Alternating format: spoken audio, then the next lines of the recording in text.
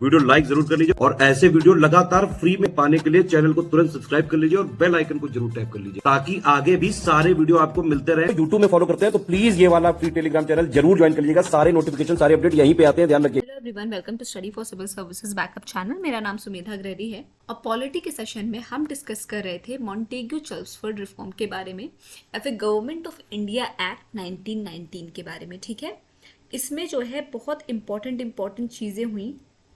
Most important चीज़ क्या हुई है इसमें, डायराकी सिस्टम। एक तरीके से हम बाद में पढ़ेंगे, अभी आगे चल के इसमें जब डिटेल में अभी आज पढ़ेंगे तो हम पढ़ेंगे कि वो सिस्टम होता क्या है। सबसे पहले तो ये जानते हैं कि इसको मॉन्टेग्यू चेल्मसफोर्ड रिफॉर्म कहते क्यों हैं। क्योंकि जब ये एक्ट लाया गया तब क्या हुआ, मॉन्टेग्यू उस समय secretary of state for India थे और लॉर्ड चेल्मसफोर्ड क्या थे, वाइस रॉय ऑफ इंडिया।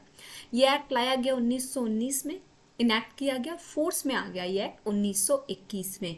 इसमें क्या था, इस एक्ट में क्या था कि एक रिस्पॉन्सिबल गवर्नमेंट जो है इंडिया ने उसको इंट्रोड्यूस किया जाए। ठीक है, एक रिस्पॉन्सिबल गवर्नमेंट को। ठीक है, इसका सोल पर्पस था कि इंडियंस का जो है उनका रिप्रेजेंटेशन होना चाहिए, किसमें, गवर्नमेंट में, सरकार में इंडियंस का जो है रिप्रेजेंटेशन होना चाहिए।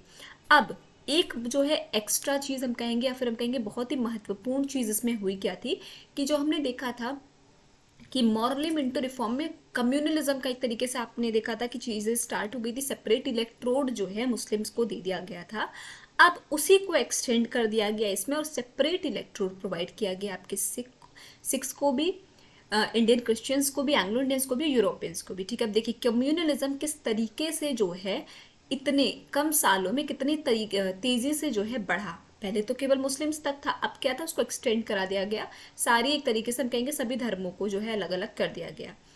हर जो है फ्रेंचाइजी को क्या किया गया, it granted franchise to limited number of peoples. अब प्रॉपर्टी टैक्स और एजुकेशन के बेसिस पे लोगों को फ्रेंचाइजी भी मिली। ठीक है, इसमें एक और महत्वपूर्ण काम होता है कि हाई कमिश्नर जो है का ऑफिस सेटअप किया जाता है, कहाँ पे, लंदन में, और उसको पास सारी ट्रांसफ़र की जाती है पावर। किसकी, जो secretary of state for India काम कर रहा है उसकी पावर्स जो है हाई कमिश्नर फॉर इंडिया जो कि लंदन में बनाया गया ऑफिस, वहाँ पे ट्रांसफ़र कर दी जाती है। ठीक, अब क्या महत्वपूर्ण चीज़ें हुई इसमें, दूसरी, it provided for the establishment of public service commission. Very very very important point कि किस एक्ट के तहत जो है पब्लिक सर्विस कमीशन आपका जो है इस्टेब्लिश हुआ था, तो गवर्नमेंट ऑफ इंडिया एक्ट 1919। ठीक है, या मॉन्टेग्यू चेल्मसफोर्ड रिफॉर्म।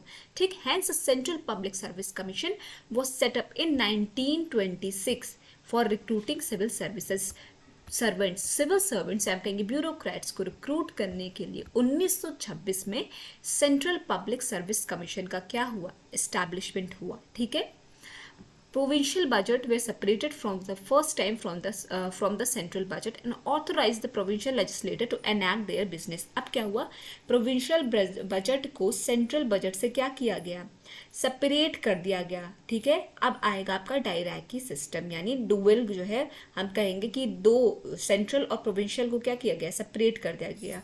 ठीक है, डुअल गवर्नमेंट एक तरीके से, यहाँ पे एक तरीके से वो चीज़ है कि आपका जो वो है गवर्नमेंट है, ठीक है, उसको क्या किया गया, डिवाइड किया गया दो भागों में, सेंट्रल और प्रोविंशियल। ठीक है, it required that the 3 of the 6 members of Viceroy Executive Council are other than the Commander in Chief were to be Indian। अब एक और इसमें बहुत महत्वपूर्ण चीज़ आई कि जो 6 मेंबर्स होते थे आपके वाइसरॉय के एग्जीक्यूटिव काउंसिल में, कमांडर इन चीफ को छोड़ के, ठीक, उसमें से 3 भारतीय ही होने चाहिए। ये भी बहुत महत्वपूर्ण जो है निर्णय लिया गया। It further divided the provincial subjects into 2 parts, transferred और रिजर्व। अब इसमें इस एक्ट ने क्या किया, इसने प्रोविंशियल सब्जेक्ट्स पहले किया था, सेंट्रल से जो है प्रोविंशियल ये डिवाइड किया, अब प्रोविंशियल को भी 2 पार्ट्स में डिवाइड किया, ट्रांसफर्ड और रिजर्व।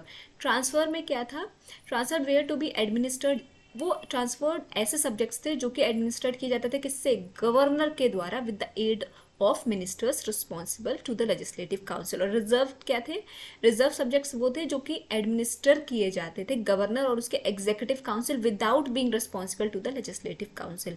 ट्रांसफर्ड क्या थे, गवर्नर और उनके मिनिस्टर जो द्वारा तो जो है वो किया ही जाएगा, मतलब गवर्नर के द्वारा तो वो एडमिनिस्टर किया ही जाएगा, पर साथ ही साथ किसका भी उसमें हाथ होगा, योगदान होगा, जो मिनिस्टर्स हैं लेजिस्लेटिव काउंसिल को रिस्पॉन्सिबल, बट रिजर्व में क्या था, गवर्नर के साथ उसकी एग्जीक्यूटिव काउंसिल थी, पर वो लोग जो है रिस्पॉन्सिबल नहीं होते थे किसको, लेजिस्लेटिव काउंसिल को रिस्पॉन्सिबल नहीं होते थे, ठीक।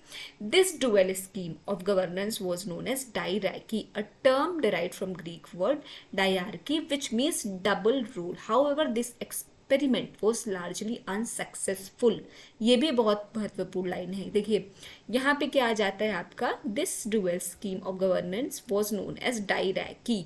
तो कभी कभी ये भी डायरेक्ट एक लाइन में क्वेश्चन पुट अप होता है कि डायरैकी सिस्टम कौन से एक्ट के तहत आया, तो डायरैकी सिस्टम स्टूडेंट्स आपका आता है मॉन्टेग्यू चेल्मसफोर्ड रिफॉर्म के तहत या फिर गवर्नमेंट ऑफ इंडिया एक्ट 1919 के तहत, जो कि क्या रहा, बहुत ही अनसक्सेसफुल रहा, ठीक है।